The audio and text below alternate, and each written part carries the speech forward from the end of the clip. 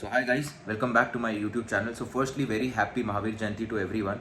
So I hope we grow in wisdom in our lives and take the path of our purpose. So that is the most important. So let's start with the video. तो video जो है आज का video है वो राहु देव के transit के बारे में है कि राहु देव का मीन राशि में ट्रांजिट किस तरीके से काम करेगा और क्या इसके इफेक्ट्स होंगे।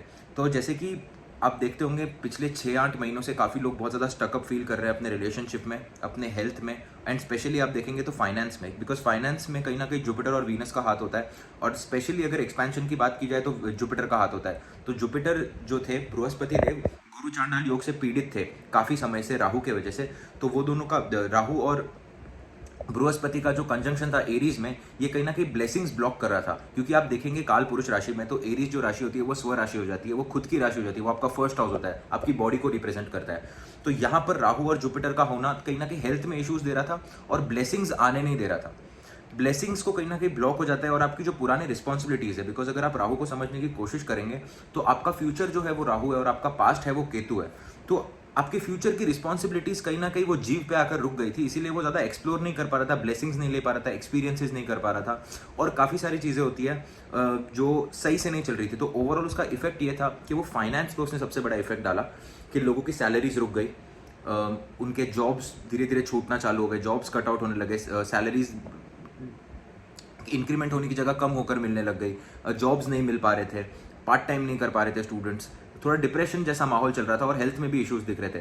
कहीं जगहों पे अगर आप राहु जुपिटर का कंजंक्शन देखेंगे और बहुत ही ज़्यादा इन्फ्लुएंस्ड बाय मार्स हुआ, तो आप देख सकते हैं कि ऐसे लोगों के जो नेबर्स थे, क्योंकि मार्स आप देखेंगे तो थर्ड हाउस के कारक बनते हैं, तो ऐसे लोगों के नेबर्स उनको प्रॉब्लम देने लग गए, नेबर्स के साथ झगड़ा होना शुरू हो गया, लोगों के साथ फालतू में झगड़ा होना शुरू हो गया, रूममेट्स के साथ नहीं बन रही थी कुछ लोगों की। तो ये जो प्रॉब्लम लोगों को, काफ़ी सारे लोगों को ये वाली प्रॉब्लम्स भी आ रही थी। और अदर देन दैट एक और एक स्पेसिफिक केस है जहाँ पर people were investing a lot, जहाँ पर लोग बहुत ज़्यादा इन्वेस्ट कर रहे थे किसी चीज़ में बट रिजल्ट नहीं आ पा रहा था, वो इन्वेस्टमेंट चीज़ें खाई जा रही थी बट बिजनेस ग्रो नहीं हो पा रहा था। तो ये जो भी प्रॉब्लम्स आप देख सकते हैं कॉमन प्रॉब्लम्स हैं, तो ये सारी प्रॉब्लम्स आपको जाते हुए दिख रही है ये सितंबर से, specially till the time of December एक अच्छा टाइम है, बिकॉज यहाँ पर जो एनर्जी सोर्स है मैं रिजल्ट्स के बारे में ज़्यादा बात नहीं कर रहा, मैं कंजंक्शन के बारे में बात कर रहा हूँ जिससे आप समझ सके कि ये क्यों और कैसे और कब होता है। तो टाइमिंग ऑफ इवेंट जो सीखते हैं हम, तो यहाँ पर एनर्जी सोर्स जो है राहु का वो अब जुपिटर हो चुके हैं, बृहस्पति देव जो है वो राहु के एनर्जी सोर्स हो चुके हैं, बिकॉज वो पाइसिस में आ चुके हैं और राहु उनसे जैसे रेट्रोग्रेड मूव करते हैं राहु देव, तो यहाँ पर जुपिटर जो है वो एरीज में है टिल अप्रैल। तो यहाँ पर एनर्जी सोर्स जो है वो जुपिटर हो चुके हैं, तो पाइसिस जो है वो एनर्जी लेंगे, पाइसिस में जो राहु है जो वो एनर्जी लेंगे जुपिटर से, तो यहाँ पर Jupiter becomes the more dominating energy. इसका मैं एक और एग्जांपल दूंगा कि अगर फॉर एग्जांपल आपको कहीं एक्सॉल्टेड सैटर्न दिख जाता है, लीब्रा में जो एक्सॉल्टेड सैटर्न है उसके हाथ में तो रिस्पॉन्सिबिलिटी है ही, उसके हाथ में एक बहुत बड़ा कर्म है because the planet is exalted, but वो प्लैनेट को जो अपना कर्म पूरा करना है वो कहाँ से करेंगे, वो वीनस से करेंगे। बट यहाँ पर अगर वीनस डेबिलिटेट हो जाए या फिर वीनस बिल्कुल मेलिफिक प्लैनेट्स के साथ आ जाए या फिर वीनस और सैटर्न का कोई भाव से या कोई नक्षत्र से कनेक्शन ही नहीं हो रहा है, तो ना चीज़ें बहुत डिफिकल्ट हो जाती है सैटर्न के करने के लिए, in spite of being the exalted planet. Same जो थ्योरी वो यहाँ पर भी अप्लाई होती है कि यहाँ पर अभी जुपिटर जो है वो बहुत ज़्यादा कंफर्टेबल महसूस कर रहे हैं, बिकॉज वो मार्स की एनर्जी में, अपने खुद के एनर्जी में, मार्स बहुत अच्छे फ्रेंड है, मंगल देव बृहस्पति के बहुत अच्छे दोस्त होते हैं, तो यहाँ पर जुपिटर बहुत ज़्यादा पॉजिटिव हो जाता है। At the same time Rahu जो है वो राहु की भी एक बहुत ज़्यादा कंफर्टेबल पोजीशन हो जाती है पाइसेस, बिकॉज अकल्ट को भी रिप्रेजेंट करते हैं वो। तो ये ओवरऑल एक बहुत अच्छी पोजीशन है, लोगों को ब्लेसिंग्स मिलना शुरू हो जाएंगी, जॉब्स मिलना शुरू हो जाएंगी और काफ़ी सब अच्छा जो है वो शुरू होना चालू हो जाएगा। अभी लोग ग्रेजुएशन करेंगे अपनी, सितंबर का टाइम आ गया, स्टूडेंट्स के लिए बहुत अच्छा टाइम आ रहा है, तो दिसंबर तक इस टाइम का पूरा फायदा उठाए। सोशल मीडिया पर आपको कुछ करना है उसके लिए भी बहुत अच्छा टाइम है, तो दिसंबर तक टाइम बहुत ज़्यादा अच्छा है। बट इन फ्यूचर ये एक ही प्रॉब्लम पाइसेस आपको प्रॉब्लम देता है डिप्रेशन की, एंग्जाइटी की और फ्लड्स की और सुनामीज की जो प्रॉब्लम है वर्ल्ड वाइड, वो आपको बढ़ते दिखेंगी। वो वैसे ही अभी आप अक्टूबर से ही वो बढ़ते दिखेंगी, बट ओवरऑल जो एक फाइनेंस के लिए जो एक पीरियड है लोगों के लिए, चीज़ों से बाहर आने के लिए, रिफ्रेश होने के लिए, एक वेकेशन पे जाने के लिए और फिर से रीस्टार्ट करने के लिए, the reboot period is here.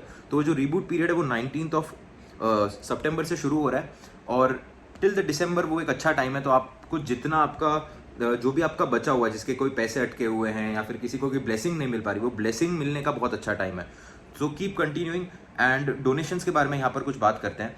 तो जब राहु पाइसिस में ट्रांजिट करेंगे 19th ऑफ सितंबर से लेकर आप इस डोनेशन को 25th ऑफ सितंबर के बीच में कर सकते हैं। सो ऐसी कोई चीज़ जो इलेक्ट्रॉनिक चीज़ जो आप ब्लाइंड एसोसिएशन में दे सकें।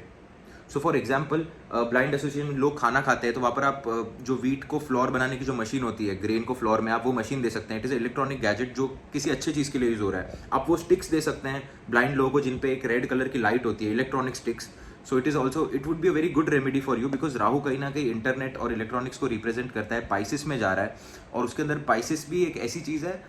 ये क्यों ये रेमेडी इतना ज़्यादा काम करती है, क्योंकि पाइसिस को अगर आप देखें तो अंधे जो लोग हैं वो पाइसिस से कहीं ना कहीं देखे जाते हैं। बड़ी दुनिया होती है बट वो बाहर देख नहीं सकते, तो वो पाइसिस की जगह है, वो एक जेल है। और वहाँ पर जब राहु जा रहे हैं तो इलेक्ट्रॉनिक आइटम का जब आप डोनेशन करेंगे, वो आपके जो कुंडली में जो राहु है उनको एक शांति भी देगा और आपको एक अच्छा सेटिस्फैक्शन भी देगा। It is a very good remedy.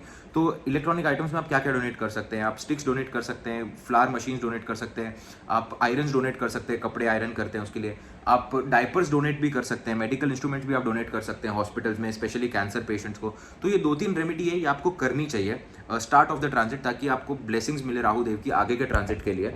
और विष्णु सहस्त्र नाम का पाठ करना is also very very important during these times. But overall it is a very good period. जो स्टकअप फील कर रहे हैं, फिर से मैं यही बात बता रहा हूँ कि जो स्टकअप फील कर रहे हैं वो बाहर आएंगे इन चीज़ों से, लोकेशन चेंज कहीं ना कहीं दिखेगा, and it positive times overall. बस जिनका वाटर एलिमेंट बहुत ज़्यादा स्ट्रॉन्ग है उनको दूर रहना है पानी से, स्पेशली पाइसिस वाले लोग, और जिनका ट्रांजिट भी आप चेक कर सकते हैं सही नहीं चल रहा, उनको पानी से दूर रहना है, स्पोर्ट एक्टिविटीज से दूर रहना है। जैसे मैंने बताया, फ्लड होने के बहुत चांसेस है ओवरऑल, और इसके अंदर टारगेट भी वही लोग होंगे जिनका पाइसिस बहुत ज़्यादा एक्टिवेट होगा, तो इस चीज़ का खास ध्यान रखें।